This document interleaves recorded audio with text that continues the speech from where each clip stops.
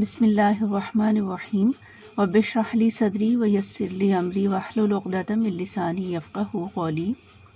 السلام علیکم ورحمۃ اللہ وبرکاتہ۔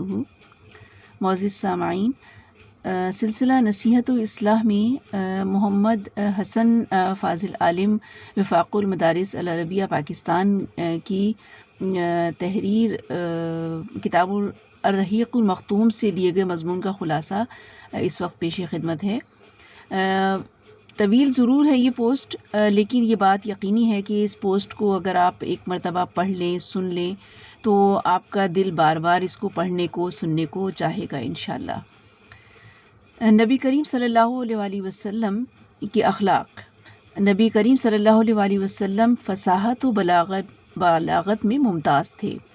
آپ طبیعت کی روانی، لفظ کے نکھار، فقروں کی جزالت، معانی کی صحت اور تکلف سے دوری کے ساتھ ساتھ جوامع الکلام، واضح اور جامع باتوں سے نوازے گئے تھے۔ آپ کو نادر حکمتوں اور عرب کی تمام زبانوں کا علم حاصل ہوا تھا، چنانچہ آپ صلی اللہ علیہ وآلہ وسلم ہر قبیلے سے اسی کی زبان اور محاوروں میں گفتگو فرماتے تھے۔ آپ صلی اللہ علیہ وآلہ وسلم میں بدویوں یعنی بدو جسے کہتے ہیں بدویوں، دیہاتی لوگوں کا زور بیان اور قوت تخاطب اور شہریوں کی شائستگی الفاظ جمع تھی، اور وہی پر مبنی تائید ربانی تو الگ سے بالکل۔ بردباری، قوت برداشت، قدرت پا کر معافی اور درگزر اور مشکلات پر صبر ایسے اوصاف تھے جن کے ذریعے اللہ تعالیٰ نے آپ کی تربیت کی تھی۔ ہر حلیم بردبار کی کوئی نہ کوئی لغزش جانی جاتی ہے، مگر نبی کریم صلی اللہ علیہ وآلہ وسلم کی بلندی کردار کا عالم یہ تھا کہ آپ صلی اللہ علیہ وآلہ وسلم کے خلاف دشمنوں کی ایذا رسانی اور بدمعاشوں کی خودسری و زیادتی جس قدر بڑھتی گئی، آپ کے صبر و حلم میں اسی قدر اضافہ ہوتا گیا۔ حضرت عائشہ رضی اللہ تعالیٰ عنہا فرماتی ہیں کہ رسول اللہ صلی اللہ علیہ وآلہ وسلم کو جب بھی دو کاموں کے درمیان اختیار دیا جاتا تو آپ صلی اللہ علیہ وآلہ وسلم وہی کام اختیار فرماتے جو آسان ہوتا، جب تک کہ وہ گناہ کا کام نہ ہوتا۔ اگر گناہ کا کام ہوتا تو آپ صلی اللہ علیہ وآلہ وسلم سب سے بڑھ کر اس سے دور رہتے۔ آپ صلی اللہ علیہ وآلہ وسلم نے کبھی اپنے نفس کے لیے انتقام نہیں لیا، البتہ اگر اللہ تعالیٰ کی حرمت چاک کی جاتی تو آپ صلی اللہ علیہ وآلہ وسلم اللہ کے لیے انتقام لیتے۔ آپ صلی اللہ علیہ وآلہ وسلم سب سے بڑھ کر غیظ و غضب سے دور تھے اور سب سے جلد راضی ہو جاتے، ناراضگی دور فرماتے تھے۔ سخاوت اور جود و کرم کا وصف ایسا تھا کہ اس کا اندازہ ہی نہیں کیا جا سکتا۔ آپ صلی اللہ علیہ وآلہ وسلم اس شخص کی طرح بخشش و نوازش فرماتے تھے جسے فقر کا اندیشہ نہ ہو۔ سیدنا عبداللہ ابن عباس رضی اللہ تعالیٰ عنہ کا بیان ہے کہ نبی صلی اللہ علیہ وآلہ وسلم سب سے بڑھ کر پیکر جود و سخا تھے، اور آپ صلی اللہ علیہ وآلہ وسلم پر دریائے سخاوت رمضان میں اس وقت زیادہ جوش پر ہوتا جب حضرت جبرائیل علیہ السلام آپ صلی اللہ علیہ وآلہ وسلم سے ملاقات فرماتے، اور حضرت جبرائیل علیہ السلام رمضان میں آپ صلی اللہ علیہ وآلہ وسلم سے ہر رات ملاقات فرماتے اور قرآن کا دور کراتے۔ پس رسول اللہ صلی اللہ علیہ وآلہ وسلم خیر کی سخاوت میں خزائن رحمت سے مالا مال کر کے بھیجی ہوئی ہو اسے بھی زیادہ پیش ہوتے تھے۔ حضرت جابر رضی اللہ تعالیٰ عنہ کا ارشاد ہے، ایسا کبھی نہیں ہوا کہ آپ صلی اللہ علیہ وآلہ وسلم سے کوئی چیز مانگی گئی ہو اور آپ نے نہیں کا لفظ کہہ دیا ہو۔ شجاعت، بہادری، دلیری میں بھی آپ صلی اللہ علیہ وسلم کا مقام سب سے بلند اور معروف تھا۔ آپ صلی اللہ علیہ وآلہ وسلم سب سے زیادہ دلیر تھے، نہایت کٹھن اور مشکل مواقع پر جبکہ اچھے جاں بازوں و بہادروں کے پاؤں اکھڑ گئے، آپ صلی اللہ علیہ وسلم اپنی جگہ برقرار رہے اور پیچھے ہٹنے کے بجائے آگے ہی بڑھتے گئے۔ پائی ثبات میں معمولی لغزش نہ آئی، بڑے بہادر بھی کبھی نہ کبھی بھاگے اور پسپا ہوئے، مگر آپ صلی اللہ علیہ وآلہ وسلم میں یہ بات کبھی نہیں پائی گئی۔ حضرت علی رضی اللہ تعالیٰ عنہ کا بیان ہے کہ جب جنگ کے شعلے خوب بھڑک اٹھتے تو ہم رسول اللہ صلی اللہ علیہ وسلم کی آڑ لیا کرتے تھے۔ آپ صلی اللہ علیہ وسلم سے بڑھ کر کوئی شخص دشمن کے قریب نہ ہوتا۔ حضرت انس رضی اللہ تعالیٰ عنہ کا بیان ہے کہ ایک رات اہل مدینہ کو خطرہ محسوس ہوا، لوگ آواز کی طرف دوڑے، راستے میں رسول اللہ صلی اللہ علیہ وسلم واپس آتے ہوئے ملے۔ آپ صلی اللہ علیہ وسلم لوگوں سے پہلے ہی آواز کی جانب پہنچ کر خطرے کے مقام کا جائزہ لے چکے تھے۔ اسی وقت آپ صلی اللہ علیہ وسلم ابو طلحہ رضی اللہ تعالیٰ عنہ کے ایک ننگے گھوڑے پر سوار تھے، یعنی اس پر زین نہیں تھی، ایک لگام ہوتی ہے نا کھینچنے کے لیے گھوڑے کو، ان کی سپیڈ اس سے تیز ہوتی ہے، تو گردن میں تلوار حمائل کر رکھی تھی اور فرما رہے تھے ڈرو نہیں، کوئی خطرہ نہیں ہے۔ آپ صلی اللہ علیہ وسلم سب سے زیادہ حیادار اور پست نگاہ تھے۔ ابو سعید خدری رضی اللہ تعالیٰ عنہ فرماتے ہیں کہ آپ صلی اللہ علیہ وسلم پردہ نشین کنواری عورت سے بھی زیادہ حیادار تھے۔ جب آپ صلی اللہ علیہ وسلم کو کوئی بات ناگوار گزرتی تو چہرے سے پتہ چل جاتا۔ اپنی نظریں کسی کے چہرے پر گاڑتے نہیں تھے، نگاہ پست رکھتے تھے اور آسمان کی بنسبت زمین کی طرف نظر زیادہ دیر تک رہتی تھی۔ عموماً نیچے نگاہ سے تاکتے تھے۔ حیا اور کرم نفس کا عالم یہ تھا کہ کسی سے ناگوار بات نہ کہتے، اور نہ کسی کی کوئی ناگوار بات آپ صلی اللہ علیہ وسلم تک پہنچتی تو نام لے کر اس کا ذکر کرتے، کبھی ایسا نہیں ہوتا، بلکہ یوں فرماتے کہ کیا بات ہے کہ کچھ لوگ ایسا کر رہے ہیں۔ آپ صلی اللہ علیہ وسلم سب سے زیادہ عادل، پاک دامن، صادق اللہجہ اور عظیم الامانہ تھے۔ اس کا اعتراف آپ صلی اللہ علیہ وسلم کے دوست دشمن سب کو ہے۔ نبوت سے پہلے آپ صلی اللہ علیہ وسلم کو امین کہا جاتا تھا، اور دور جاہلیت میں آپ صلی اللہ علیہ وسلم کے پاس فیصلے کے لیے مقدمات لائے جاتے تھے۔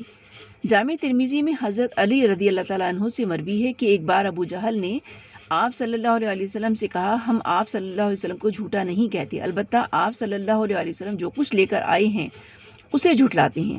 اس پر اللہ تعالیٰ نے یہ آیت نازل فرمائی، فَإِنَّهُمْ لَا يُكَذِّبُونَكَ وَلَكِنَّ الظَّالِمِينَ بِآيَاتِ اللَّهِ يَجْحَدُونَ۔ سورۃ الانعام کی 33 آیت ہے۔ یہ لوگ آپ صلی اللہ علیہ وسلم کو نہیں جھٹلاتے، بلکہ یہ ظالم لوگ اللہ کی آیتوں کا انکار کرتے ہیں۔ ہرقل بادشاہ نے ابو سفیان رضی اللہ تعالیٰ عنہ سے دریافت کیا، جبکہ اس وقت ابو سفیان رضی اللہ تعالیٰ عنہ مسلمان نہیں ہوئے تھے، کہ کیا اس نبی صلی اللہ علیہ وسلم نے جو بات کہی ہے اس کے کہنے سے پہلے تم لوگ اسے جھوٹ سے متہم کرتے ہو، یعنی جھوٹ سے ملاتے ہو؟ تو ابو سفیان رضی اللہ تعالیٰ عنہ نے جواب دیا کہ نہیں، آپ صلی اللہ علیہ وسلم سب سے زیادہ متواضع اور تکبر سے دور رہنے والے تھے۔ جس طرح بادشاہوں کے لیے ان کے خدام و حاشیہ بردار کھڑے رہتے ہیں، اس طرح اپنے لیے آپ صحابہ کرام رضی اللہ تعالیٰ عنہ کو کھڑے ہونے سے منع فرماتے تھے، مسکینوں کی عیادت کرتے تھے، فقراء کے ساتھ اٹھتے بیٹھتے تھے، غلام کی دعوت منظور فرماتے تھے، صحابہ کرام رضی اللہ تعالیٰ عنہ میں کسی امتیاز کے بغیر ایک عام آدمی کی طرح بیٹھتے تھے۔ حضرت عائشہ رضی اللہ تعالیٰ عنہ فرماتی ہیں کہ آپ صلی اللہ علیہ وسلم اپنے جوتے خود ٹانکتے تھے، اپنے کپڑے خود سی لیتے تھے، اور اپنے ہاتھ سے اس طرح کام کرتے تھے جیسے تم میں سے کوئی آدمی اپنے گھر کے کام کاج کرتا ہے۔ آپ صلی اللہ علیہ وسلم بھی انسانوں میں سے ایک انسان تھے، اپنی بکری کا دودھ دوہتے تھے اور اپنا ذاتی کام خود کرتے تھے۔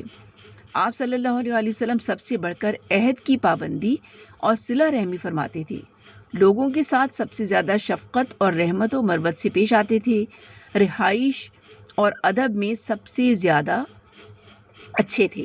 آپ صلی اللہ علیہ وسلم کا اخلاق سب سے زیادہ کشادہ تھا، بد خلقی بد اخلاقی سے سب سے زیادہ دور اور نفور تھے، نہ فحش گو تھے، نہ بازار میں شور مچاتے چیختے چلاتے بالکل نہیں تھے، نہ برائی کا بدلہ برائی سے دیتے تھے، بلکہ معافی اور درگزر سے کام لیتے تھے، کسی کو اپنے پیچھے چلتا ہوا نہ چھوڑتے تھے، اور نہ کھانے پینے میں اپنے غلاموں اور لونڈیوں میں طرفہ اختیار کرتے تھے، یعنی بلندی، پہلے آگے بڑھ جانا، اس کو اختیار نہیں کرتے تھے۔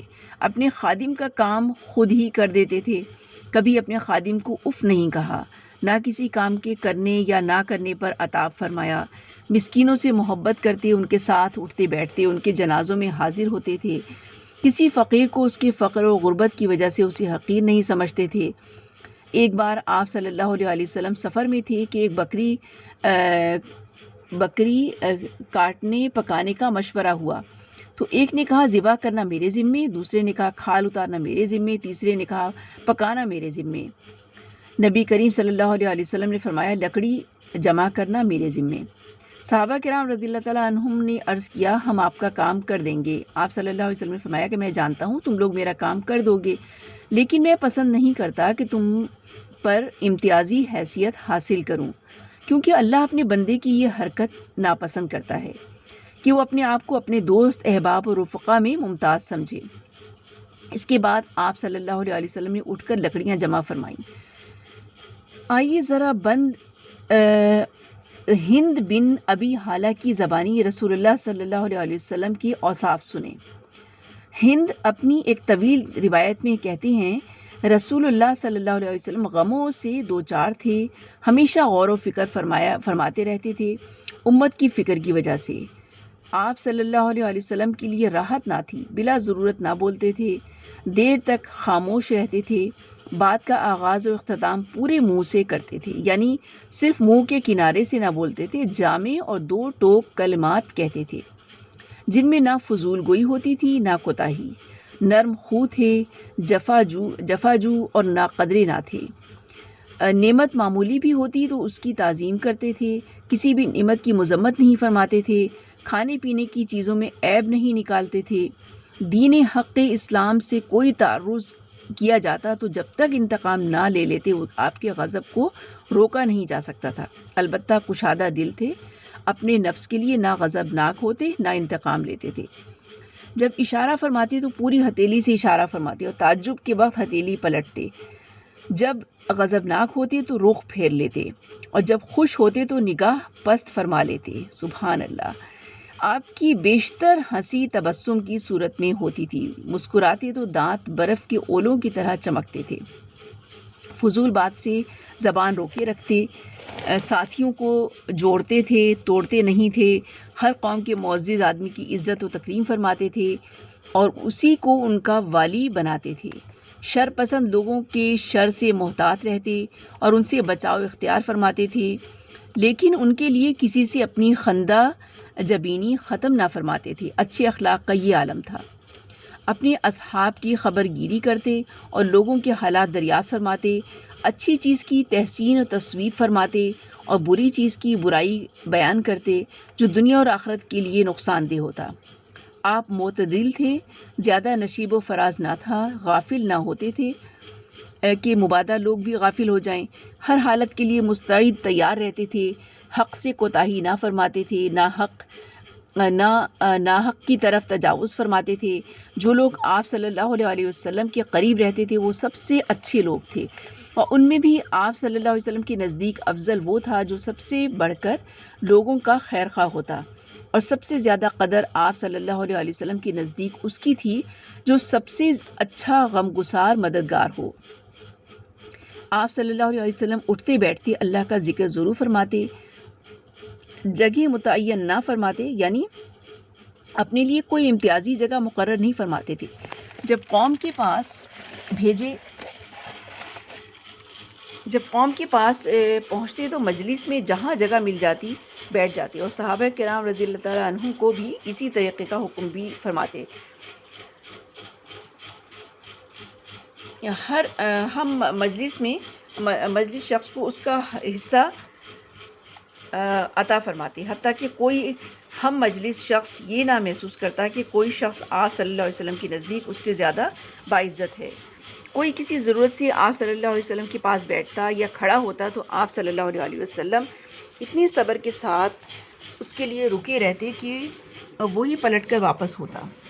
کوئی کسی ضرورت کا سوال کر دیتا تو آپ صلی اللہ علیہ وسلم اسے عطا کیے بغیر یا اچھی بات کہے بغیر واپس نہ فرماتے تھے۔ آپ صلی اللہ علیہ وسلم نے اپنی خندہ جبینی اور اخلاق سے سب کو نوازا، یہاں تک کہ آپ سب کے لیے باپ کا درجہ رکھتے تھے اور سب آپ کے نزدیک یکساں حق رکھتے تھے۔ کسی کو فضیلت تھی تو تقویٰ کی بنیاد پر۔ آپ صلی اللہ علیہ وسلم کی مجلس حلم و حیا اور صبر و امانت کی مجلس تھی، اس مجلس میں شور نہ ہوتا تھا، آوازیں بلند نہیں کی جاتی تھیں اور نہ حرمتوں کا مرثیہ ہوتا تھا، یعنی کسی کو اپنی آبرو ریزی کا اندیشہ نہیں ہوتا تھا۔ لوگ تقوی کے ساتھ باہم محبت و ہمدردی رکھتے تھے، بڑے کا احترام کرتے تھے، چھوٹے پر رحم فرماتے تھے، حاجت مند کو نوازتے تھے اور اجنبی کو انس و محبت عطا فرماتے تھے۔ آپ صلی اللہ علیہ وسلم کے چہرے پر ہمیشہ بشاشت رہتی، سہل خو، نرم مزاج اور نرم پہلو تھے، جفاجو اور سخت خو نہیں تھے، نہ چیختے چلاتے تھے، نہ فحش کلام زبان سے نکالتے تھے، نہ زیادہ ڈانٹتے تھے، نہ کسی کی حد سے زیادہ تعریف کرتے تھے۔ آپ صلی اللہ علیہ وسلم نے 3 باتوں سے اپنے نفس کو محفوظ رکھا۔